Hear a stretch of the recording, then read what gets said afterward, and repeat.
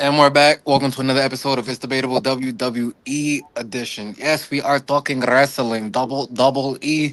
We haven't talked about it since we gave our predictions for Summerslam. We're just gonna dive right into it, man. Seb, give me your overall opinion on this year's SummerSlam, along with your highlights and lowlights. Floor is yours. Overall, I say this was a good SummerSlam. I think night one and night two was very well put together. I know we had a couple matches that was like but overall in the process though, I really didn't have that much complaints about SummerSlam. I did like the Cody and Punk match. I like the return of Randy. Was looking back overall at the card, I was more so just impressed on how just everything played out. I like the reception that a guy like Solo, LA Knight, and Royce Keys got in that three-man tag team match. I think that Liv Morgan and Io Sky, I think they stole the show. I think that's one of the matches of the years, one of the match of the years that we should be talking about. Let me just look back at the SummerSlam Night One card too, just to see if I'm missing out anything.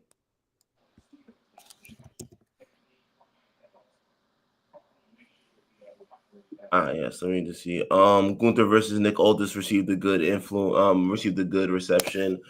Nick Aldis looked like he still had a little sun in the tank. Looked a little, winded.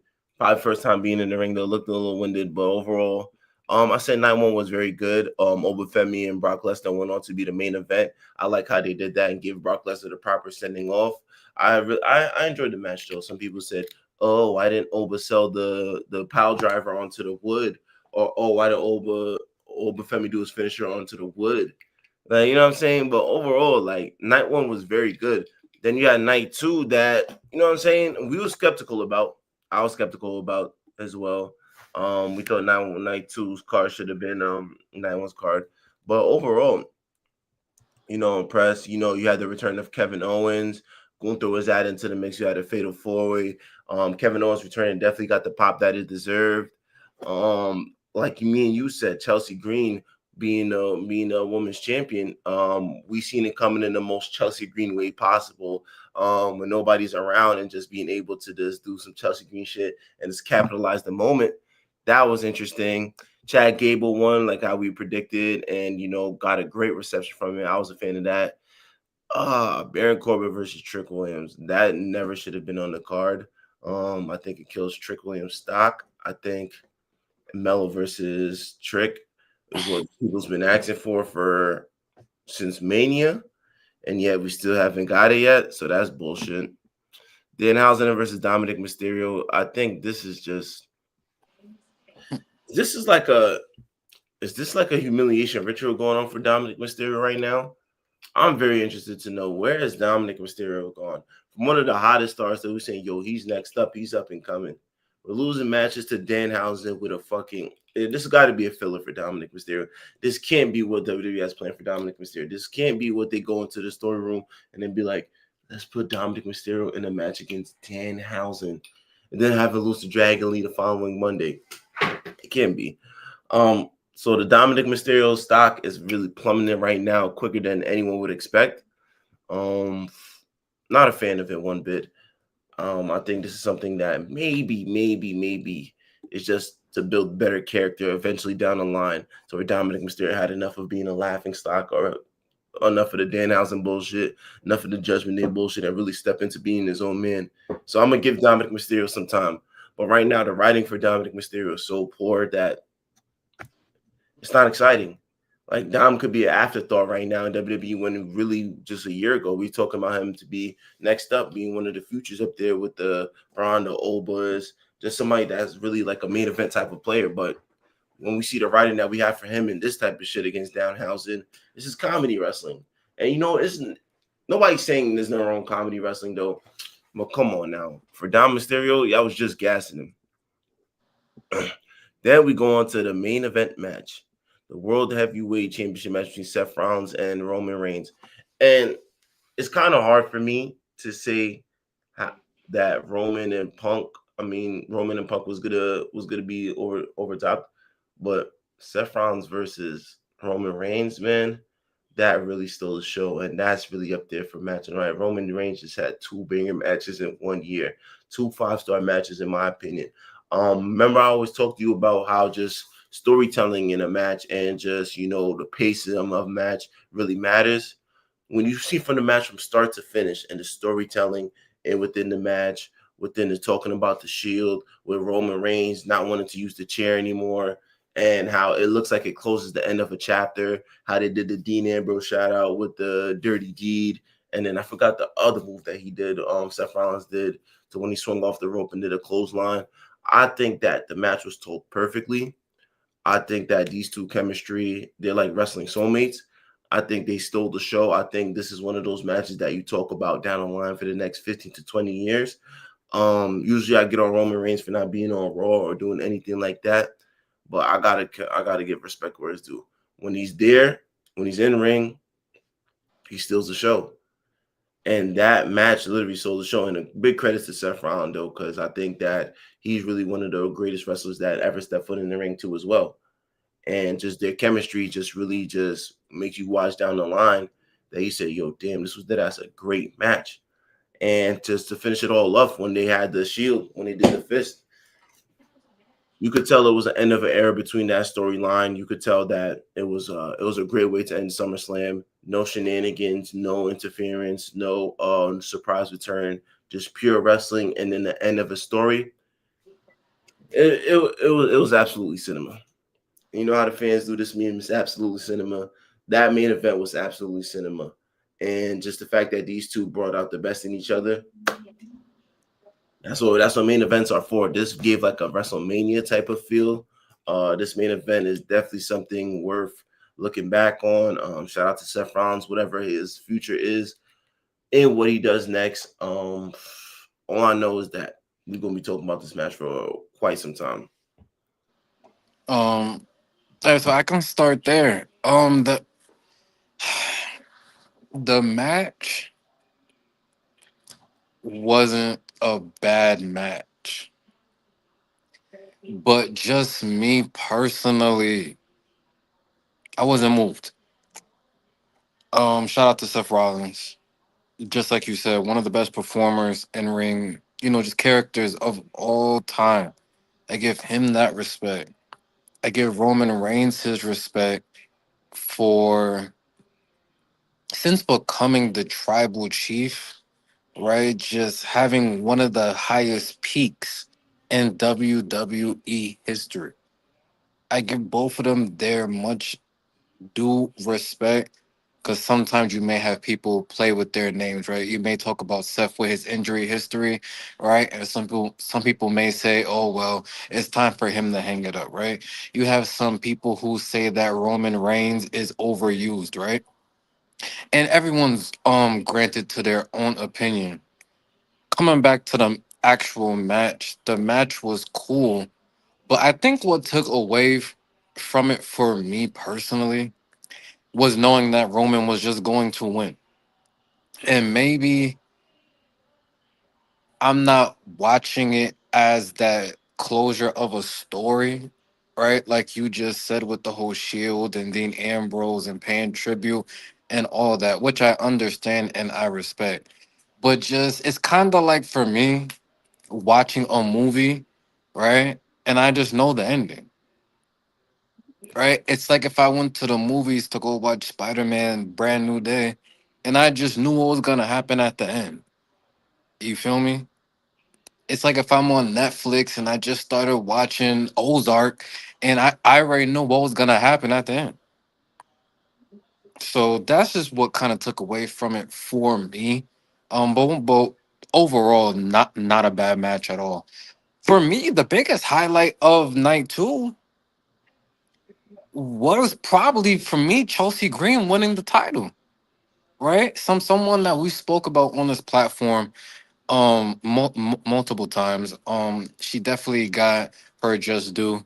It was well deserved. I like how WWE kind of threw us in for that swirl. How she the first time was about to climb the ladder and she was the only one there, and then she gets knocked down. Then I think it was looking like Charlotte Flair was just gonna win. And I forgot who knocked her down, but then everyone gets knocked out. Everyone's on the ground. And Chelsea, I think she's like the first person to pull the Undertaker sit up from like leaning off the ladder, which was mad funny to me. But climbs it, gets her first ever WWE World Championship, and I was just very proud of her in that moment.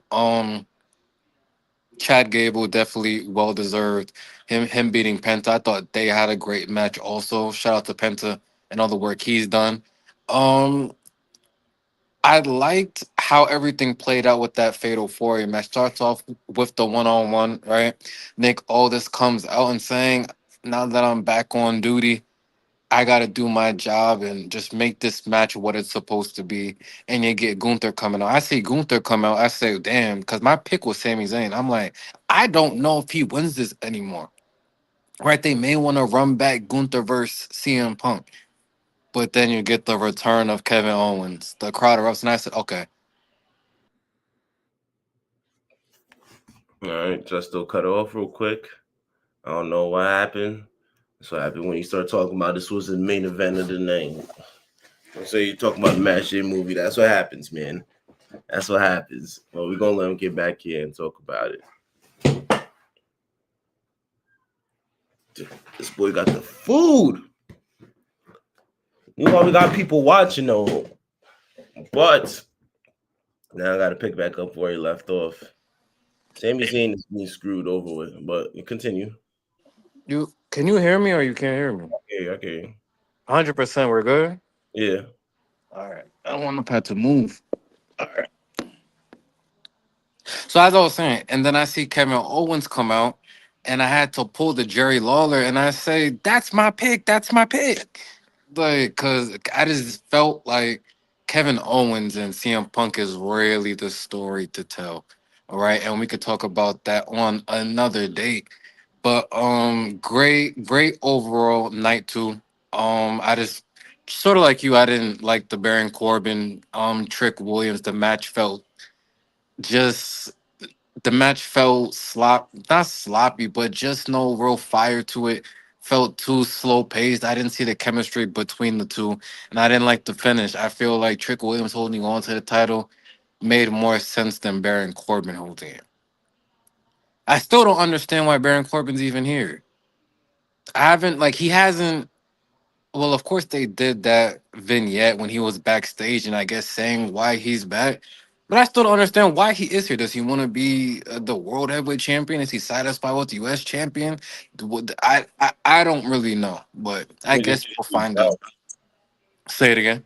So some niggas just need jobs. No, listen, I don't know. I just don't understand it yet. But I guess time will tell. But great night two. Night one, CM Punk and Cody was okay. Once again, I don't like to sugarcoat things. I'm not just gonna say it's good because it's CM Punk, Cody Rhodes. I love CM Punk. I think Cody Rhodes is great. The match was cool. You get Randy coming back, and now you finally get to, I guess, tell that story properly, right, with Randy and Cody. So I'm not mad at that. Side note, that was a great promo between Cody Rhodes and Randy Orton. WWE, do you see what happens when you just act normal? Everything doesn't have to be overthought 37 times, then you end up with Jelly Roll and Pat McAfee. It's Cody Rhodes and Randy Orton who are vets in this game. I love the line that Cody just said at the end. He said, Randy, if you look around, you're the only legend left. So now the question is, who kills you? That was great. And that was a bar. I felt like smack. I said, yeah, yeah. Like that got me a little hype. I was like, all right, Cody, because I'm tired of this corporate Cody coming out in the suits. So what do you want to talk about? Like, no, no, no, no. Let's get gritty. So I love that was a little side note. But what else happened on night one? Living EO, obviously two great wrestlers. All the females have to get their time, and every time they do, they show it. Right? You can go back to the not this WrestleMania, but the previous one when you had Rhea, Io, and Bianca Belair, and they stole the show. The females are always gonna give 100%. because they know they're not always gonna get the fair end of the stick, right? So shout out to them. Um, I know I'm probably missing some stuff from night one, but overall, cause I don't want to dwell on this forever. Night SummerSlam, I'm gonna give it a 7.5. I don't think it was bad. I don't think it was excellent, but I think they moved the needle, right? Since WrestleMania up till SummerSlam, it was dead. Let's call it to what it is. I seen shout out to Santi. He even had to say he was struggling covering WWE because it just the product wasn't producting. I just made that word up, but y'all get what I'm trying to say. The product just wasn't there. Of course, you have your favorites, so you're gonna watch it, right? You, if you're a Cody fan, you're gonna watch it. If you're a Punk fan, but the stories were stale. It seemed like the only story they wanted to push was Austin Theory and going against Alpha Academy and Maxine Dupree turning into a stripper. Like so, I don't know, and that's another story that we'll talk about at another time. But SummerSlam was cool. I like how we moved away from everything that was in the past, new stories, new angles, and I thought it was cool. But I posted something today on Instagram after we seen last night Zilla Fatu make his debut on NXT. It seems like the bloodline is never going to end. Oh, Ever. you thought it was the ending. It's never everybody look, it's never going to end. You wanna know why? Don't forget that Naomi had her child. You feel what I'm trying to say? It will never be over. There's more Fatus on the way, man. For real. But shout out to Zilla. Definitely did his work in the independent scene. We all remember him and Jacob Fatu, what they did in the tag team division and everything like that. So shout out to him. Definitely deserves it. But it led me to think, what's going on with the NXT call ups? Because I feel like, and I don't remember this happening when we watched it as kids. And I want to ask you, is there too much talent? Yeah. Like, is there too much people who can be main eventers now? So when they're not in a certain spot, they kind of just are an afterthought. If you understand what I'm trying to say, like, what do you just think of? And I'll give you the example of Lola Vice is one of the next to be called up. Correct? True. What are they gonna do with her? If she goes to SmackDown, she's dead water. Because you got to get to the back of the line. They haven't even did not to play Monroe. Jordan Grace is probably behind that crate of Johnny Gargano, sitting behind him. I haven't seen her. So, and if she goes to Raw, like, what is she gonna do? Tatum Paxley just came in. Of course, you can do this angle with Charlotte Flair and them. I see it, but Javon Evans and Ethan Page. I mean, they wrestle here and there, but are you moved with their story or what? Talk to me. What are we doing? Uh, so nowadays in WWE, everybody feels as if they're a star or they should be getting a push or they should be doing it. This is not the case. Back then in WWE, when they actually had real vets in the locker room and you used to get bullied and had to pay your dues, there's something called paying your dues. And people think nowadays just because you get a call up, you're supposed to get a push. It doesn't work like that. I want people Flag to on the play. Hold on. Flag. I like where you're going, Seb. I agree. But why not keep them on? Why can't Jordan? Okay, let's talk about Jordan Grace. When's the last time you seen Jordan Grace? win a match against Jade Cargo When before was that? April, Well, was it? Ah, April or March. either way, we haven't seen her in a long time. Yeah, What? understand. Why couldn't she just stay on NXT? Listen, man. NXT is NXT. There's always going to try to raise the new crop of the crop and then keep them going because you can't keep. First of all, some of these people have been on NXT for quite some time. They've just been looked over past because of this. They feel as if they're ready for WWE and we could do something. If they don't have nothing, it doesn't make sense to force it down our throats. Pause. But I'll leave that for that. My main point is right now is Everybody eventually gonna have to pay their dues within time. If it doesn't work, then they usually get released when there's like a deadline for extending contracts or cuts. That's usually how it goes. That's how the business works. Everybody can't be a star in WWE. Everybody got to play their role. Look at somebody. What's paying your dues? Explain that to us. What do you mean by that? You have to pay the background. Right now, if you're seen as a mid carder, you have to do the best. Whatever role that is given to you, you have to play that role. Ethan Page right now, as much as probably people say, yo, he could do this, he could do this. That's not him right now because we already have main event superstar talents right now. That's the thing. Some people didn't really get their big breaks until God knows how long. A nigga like Mark Henry at a point in time didn't get his big break and being a champion until the Hall of Pain. And that was in the back end of his career. Some people thought of him as a mid.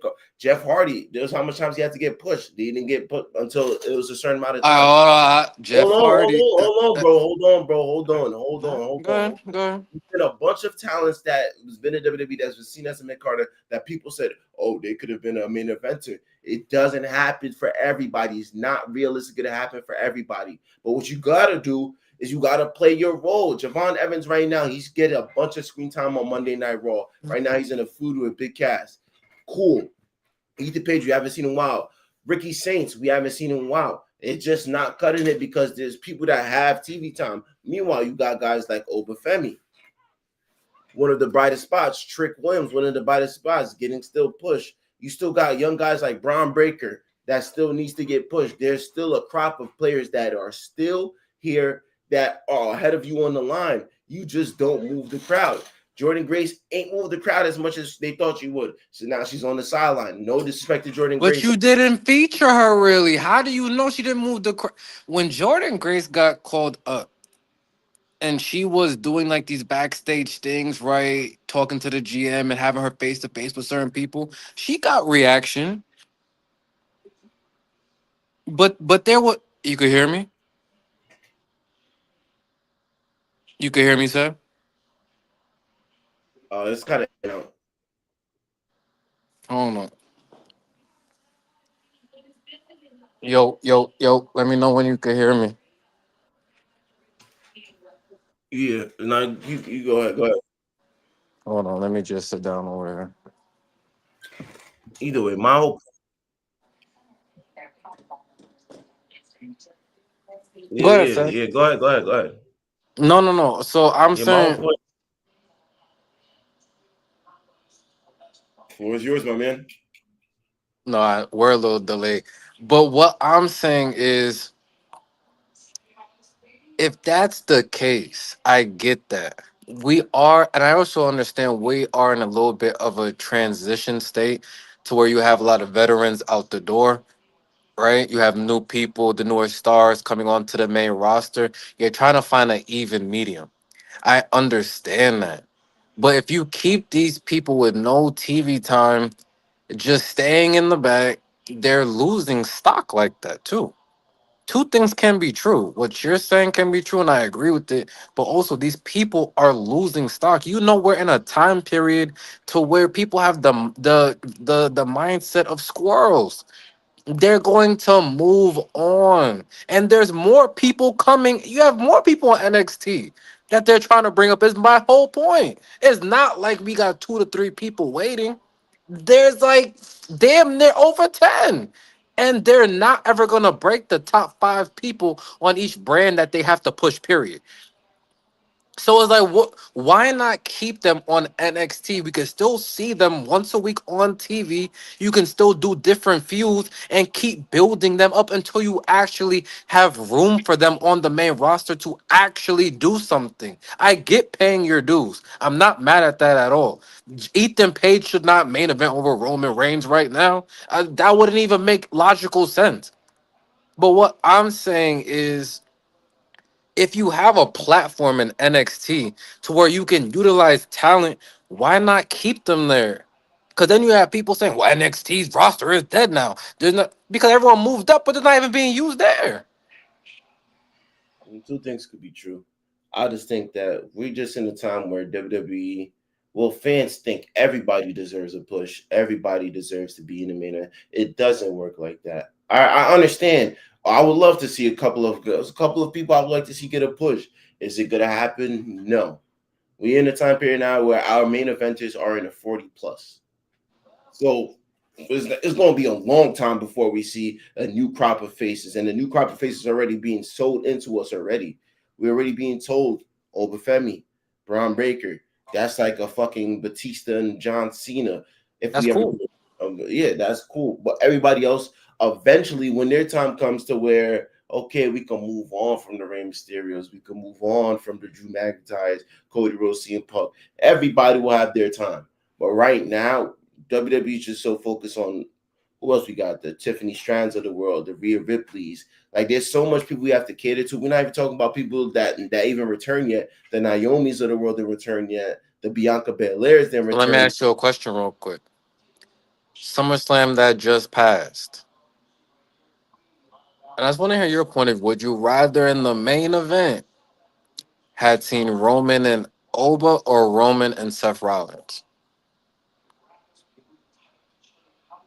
That's a risky place to put it. Roman and O. Why? Let's talk about that. Why is that a risky place to put a match that we want to see now? What? Why does it have to be on WrestleMania? Why? Because Why? you don't want to rush anything. And I understand Oba, like the Oba stock is on top of the world, but now it could go either two ways. It might not be received well if he dethrones the tribal chief. One and two, I the match might disagree. not pan out because listen, even though Brock and Oba was the main event. That match was a 20-minute match. I still have my concerns about Oba in a long match in the duration of a match. He's not ready yet. He's, in my opinion, as much as Oba's received, he's not. When you step in the ring with Roman Reigns, you got to put on a banger of a matches. Roman Reigns only puts banger matches on. It's not his time yet, man. Why you Oba's not ready. just wait? Why you think they never did the move with Roman and Braun? Why do you think they gave him Bronson Reed? Braun, I can't. I don't want to agree with your statement because Braun got hurt. I don't know if they wouldn't have done it or not. I don't know what they would have did with Braun, but he did get hurt. He did get hurt, Remember, but they said on real that he was supposed to win the Royal Rumble. and So who they what, gave what it to? Somebody who they're sure of.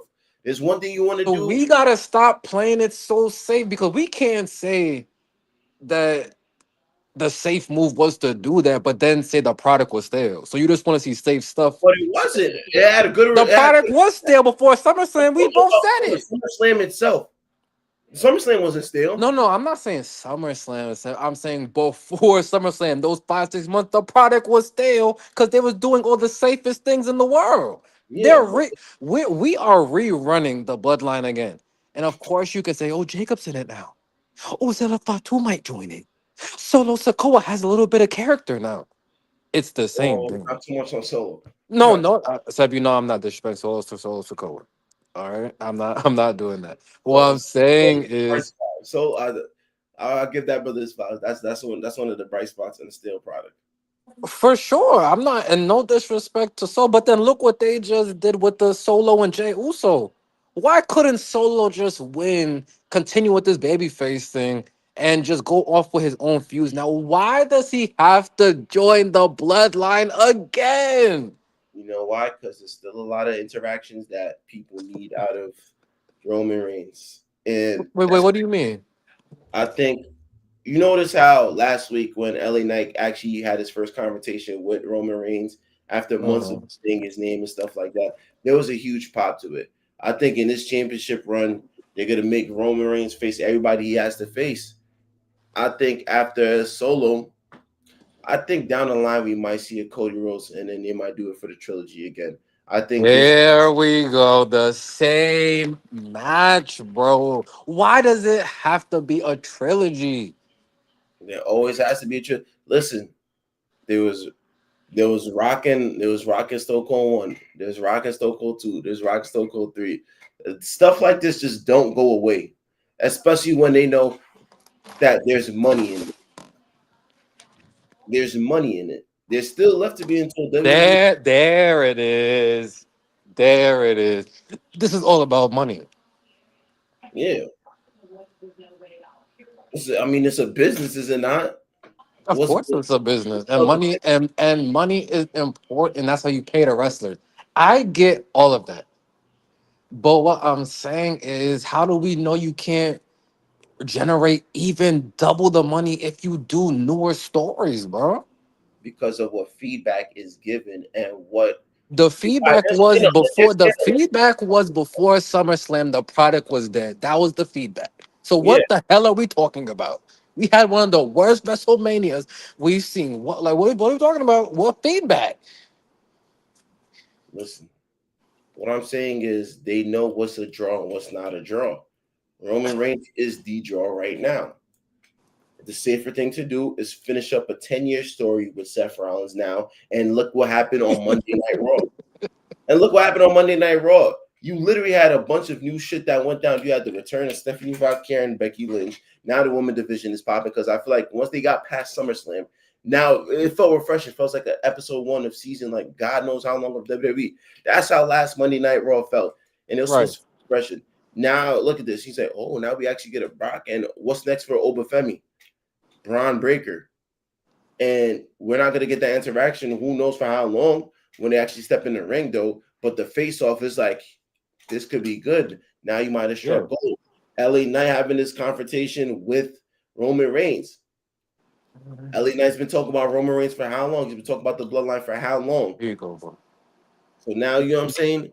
Now we move in a direction now to where everything is so perfection. But that chapter had to be closed up. So look at SmackDown now, man. A bunch of new faces come. Now we get Gunther back in the mix. We get Kevin Owens back against CM Punk. Now you want a new feuds. You got new feuds.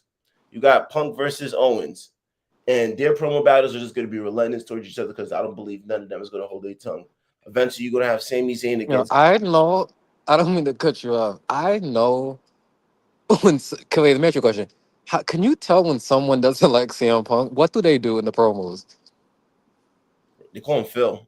They call him Phil. When I see Kevin Owens kept doing that, when he keeps doing it, you see CM Punk's face like that's mad funny to me. But go ahead. I just want to point that out. Yeah, and look how authentic that feels, man. You still get to finish off Randy versus Cody the proper Yeah. way without no Jelly Roll or Pat McAfee. And like you said, Cody had probably one of the best bars. You know what I'm saying? Shit like that feels refreshing. And then we're still adding Fatal Influence into the mix. JC Jane going after, she said she either want Chelsea Green title or Tiffany Strand's title. I think they're getting that push. I No. think everything is slowly going to fall in line to where you good. Maybe a Carmelo in the mix. I think Yeah. who else I was thinking? Carmelo Hayes maybe in the mix now. I think right now WWE is more in a space now to where it's going to diversify. I don't think we're going to keep seeing the same thing. Some things are going to reoccur like the bloodline because that's You just said Roman Reigns' box office. And if he's box office, he's taking his feeling with him to be box office. Whether that means Jey Uso takes a roll back and being Roman's lap or whatever the case may be, I think that overall we're looking at it as if there's a sort of a shift now. Like I didn't necessarily get bored. I was actually interested to see what was going to go on SmackDown with the returns of Kevin Owens, with the likes of even on Monday Raw with Stephanie Valkyrie coming back. Like I think slowly we're going to start moving towards War Games, seeing what that's about. Uh it's just going to be interesting to see now. I think War Games is going to be the bloodline. Like, let's not act like you don't know, Seth. It's the bloodline. Like, what else is it gonna be? not even just the bloodline. I'm just talking about like what's the transition because War Games is what is the lead off into like the Royal Rumble and stuff like that. You got to see what surprises they want to do, all types of shit. I just think that more so right now, it's just new. I feel like there's always a dry spell after WrestleMania. Yes, and I agree with that, but it shouldn't be 6 months. That's Not ridiculous. Like, I get the first month things slowed down, and I get all of that, but I just didn't like what was going on. And I agree with everything you're saying. Once again, those starting fives for the men and females on the both Raw and SmackDown. I get why they're in the starting five. Like they're the money makers. You know they're not gonna botch matches. You know their promos are gonna have the crowd saying ooh ah. Like I get it. I'm just speaking up for the new school. And I think WWE has to find that balance. I don't understand why we can't see Blake Monroe do something meaningful, but we have to see Johnny Gargano laying on that crate. Never heard of planking. No, I've heard of it, but not for 7 months straight. Like, but I've heard of it. Like, I just don't understand that. But last thing that we're gonna get into today, I have more topics, but this shit has ran very long. WWE, you always do something good, and you always gotta sprinkle something stupid. And I think it's Michael Hayes' idea. Cause why does Chelsea Green win the title and then take the pinfall to Fallon Henley as our WWE Women's Champion? They would never do that to Rhea Ripley. Fallon, our next champ. Hey, if that's the move that they were gonna do, then maybe I would understand it. But they're not going to do that. There's just certain things like that that's just egregious. Right? Chelsea Green is our champion. She's gonna be she's our champion now. And this is why I think sometimes something called bad juju, just bad luck. You pull that stupid ass stunt to even have Chelsea involved in this stupid tag team match when all you had to do was two separate things. You have Chelsea have her championship speech. If you want Nia Jax being her next opponent, great. Have her come out, interrupt. That's the next match. You set that up. Then, if you want JC Jane to go after Tiffany Stratton, that's a whole different segment you could have did. Well, why lump everything together? Oh, I get it now because you moved it back to 2 hours again. So now you're gonna just lump everything together. That's Nasty just work, how bro. it is, man. That's how it goes in this industry. It's just nasty work. But anything else you just gotta get off your chest real quick that you need to say right now? Um, I know we didn't cover. I know we're not covering the NBA, but today is a sad moment. One of the all-time greats in this game. Oh, here we go. Shut up! Shut up! Shut up! Shut up! Nah, the man. Shut up! Shut up! Shut up! I'm going to mute you. I'm going to mute you. I'm going to mute you. I'll kick you off this show. No, no, no, no. Hold on, stop. I'm not gonna do Don't do that. Don't do that, bro. Don't. You know how much this shit mean to me, no. bro. I will kick you off this show. Wait. Hold on. Slow I'm, down. no, Slow that's down, how you treat me. bro. Now you're Calm laughing. down, Now Seb. you're muted. You're muted. The people can't hear you. They can't hear you. I'm gonna give you the good grace. I'm gonna give you an opportunity to chill. Seb. Man, Stop how the being. fuck you did that? Seb, hold on. Hold on. I spoke to production. Calm down. Calm down, bro. I'm not gonna disrespect Russ. I just wanted to say, he just every. Go ahead. Why- Go ahead. No, bro. no, and I'm this is gonna, not even WWE related. So sorry to the WWE fans that Seb has to be so selfish. nah, fuck. But But We no, had football no, yesterday. all jokes aside, I was gonna do a separate video and actually give him his respect. Definitely a legend in the game, 9-time All Star, former MVP, um, triple double leader. Right, he was definitely that guy. Listen, Westbrook is from our era. You know why I just don't fuck with Russell Westbrook. You know why? It's just being petty. I don't like what he did when he came to the Lakers. That's it's point blank. Period. It's not. I don't hate the man. I just didn't understand why you couldn't work on your jumper. Like that was just it. But I think the league has just moved on from certain players, right? Numbers is cool because I know people will say, "Look at what his numbers was in Sacramento." You got to look at the shooting splits. And Sacramento was one of the worst teams in the league. So the numbers didn't translate to winning. Now, is that why he wasn't signed up till today? I don't know how the logistics works backstage with the NBA. I don't know what they want in the play. I have no idea. They still want vets in the league. Who the hell knows? But if you off to all the vets that are still here, if your game is going to continue to be wanted in the league, you have to find ways to stay in the league. And I don't think Russ really did that. I think Russ is hard headed in a good way. He just is gonna do what he feels is right. He's gonna speak his mind. He's gonna play his way, and that was that. Um, but once again, Hall of Famer, legend, and shout out to Russ, man. Go ahead, sir. I'm having a very bad day. This today is one of the worst days. I'm in the mood to talk to nobody. Shout out to Stephen A. Smith for that memorable quote. But oh man, seeing this news today, it's like when something is gonna happen, but you just don't know when. So he's like Russ in the back end of his career. I figured once you stop at Sacramento, where else can you go? You're not gonna go back to a contender. So, but they did say Sacramento wanted him back and Washington wanted him back for veteran leaders purposes. Just the chemistry that he had with just the younger players and just being a vet leadership. But he felt as if it's time for him to just go off into his future endeavors.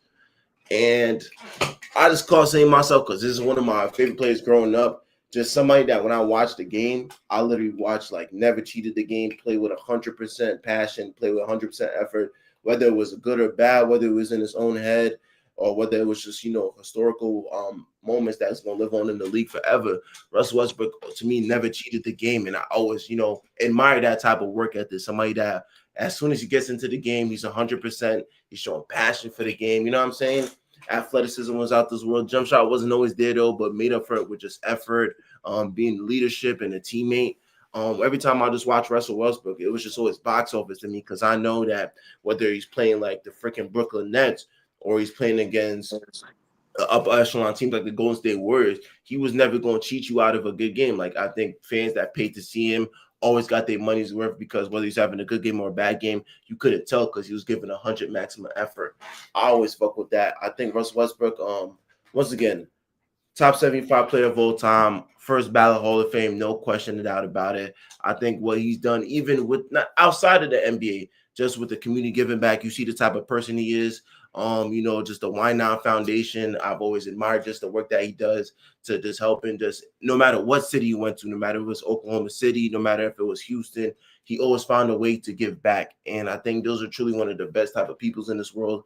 I think Russell Westbrook should be admired. I know his game gets a lot of flack from guys like Skip Bayless. His time in the LA wasn't, pleasant for you, nor was it for me. It was an ugly stint in his career. But overall, though, Russ, man, that's my dogs, man. Like when I tell you, like just watching Russell Westbrook, I'm like, you just always had a feeling that, you know what I'm saying? If you could always get one, just always hope for one. And, I would have been just the happiest person. But regardless, man, shout out to Russell Westbrook for a hell of an 18 seasons, man. Never cheated the game. A lot of great memories in OKC. A lot of heartbreaks too, especially when we was up 3-1 against the Golden State Warriors, thinking we're gonna go back to the finals. A lot of heartbreaks like that. Another heartbreak I had is when I thought he was gonna win, when he was gonna at least go back to the conference finals against when he was with Denver. I thought that was a great point in his career too, to where he could have found a way to get one. But overall, though, shout out to my nigga Russell Westbrook, triple double machine. What else I gotta say? MVP player. What else I gotta say? 3-time scoring champ, 2-time assist leader. The list goes on for that brother, man. Hopefully retirement treats him well. Hopefully you run up a Billy, man. That's just what I had to say. Shout out to fucking Russell Westbrook, man. Fuck, bro. Can't believe this. Yeah, man. Shout out to Russ. And shout out to my boy Skip Bayless for saying Russell Westbrook just the worst hands I've ever seen on a point guard. He just can't hold on to the ball. No. But everything Seb said is a fact. Once again, Russ is a legend. never cheated the game. That's something you just have to appreciate because you have players now who are literally just playing for the game of basketball. Y'all know who y'all are. But Checking your highlights at halftime. yeah, man, like just playing for the hash. But yeah, man, Russ, whatever he does next, he'll be great at it. Sayonara. Unbelievable. Yeah, so just make sure you like, comment, and subscribe on the video. This is the end of the episode. Please follow us on all social media platforms at It's Debatable double underscore. Follow us or follow me at Justin Jones on Facebook for details and developments on the platform. Jersey. And if you don't follow, you are cursed. See, you're the reason why Dan Housen